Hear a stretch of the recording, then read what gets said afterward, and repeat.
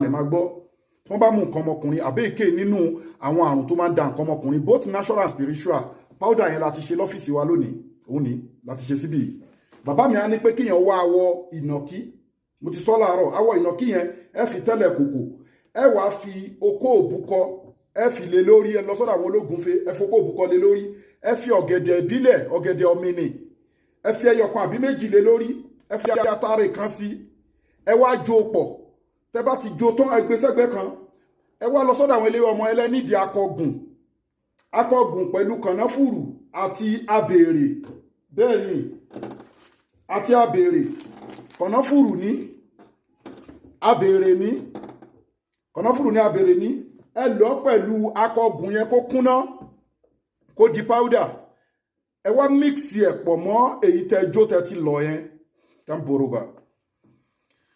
ẹni tí ọkùnrin tí nǹkan ọmọkùnrin ò bá ṣiṣẹ́ dáadáa both natural and spiritual tó rọ́nà méjì náà ni ìyàwó mú nǹkan ọkọ ẹ̀ kó má lè yàn lè girlfriend gan mú nǹkan ọkùnrin kó má lè perform lọ́dọ̀ ọkọ ẹ̀ àwọn tó ń láwọn lágbára bó ṣe ẹnìkan lẹ́sẹ̀ kan ẹ̀sẹ̀ méjì la fi ní kẹ́ gbára lọ́lọ́run wọ́n lè fi fìyà jẹ wọ́n rí pé owó wà lọ́wọ́ ẹ̀ ìgbádùn ayé tọ́lọ́ ní ká máa fi gbádùn wọ́n lè fi mú nǹkan ọmọkùnrin ẹ̀ pé kó má lè enjoy life ẹ̀ ó dẹ̀ lè jáfọ́ ó dẹ̀ lè jẹ́ natural látara ìjẹkújẹ àbó ní ìdí ẹ̀yọ àbí jẹ̀díjẹ̀dí ń dàlámù ìdákọ́lẹ̀ aróbòsá ó lè jẹ́ natural ni bàbá mi fi máa ń fọwọ́ méjèèjì kóra wọn bàbá mi ló máa ń ṣiṣẹ́ yìí pé wọ́n mú ní o ó jẹ́ natural ni o ó jẹ́ spiritual ni o gbogbo ẹ̀ àwọn èèyàn dẹ̀ ń lò wọ́n ń dúpẹ́ òun la perform lọ́fíìsì wa lọ́sàn yìí ní South Africa mo fi ní kí n kọ́ ẹ̀yin èèyàn nǹkan tẹ́ bá lágbára fi sákàǹtì àwọn ọmọ aláìní àkáǹtì nọ́mbà nífà àwọn aláìní 0123214254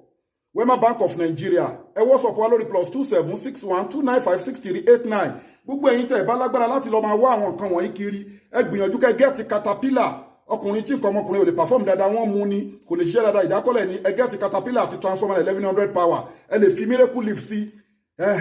the same thing miracle leaf sí náà ń ṣiṣẹ́ fún ẹni tí wọ́n ti fún láfúnjẹ àbẹ́ obìnrin tó ń gbé nǹkan sínú wúńbù àbẹ́ni tó fà wà lára ẹ̀ ẹ gẹ́ẹ̀tì miracle leaf àbáfúnjẹ ojú oorun tó ti pẹ́ lára tó ń dàyàn láàmú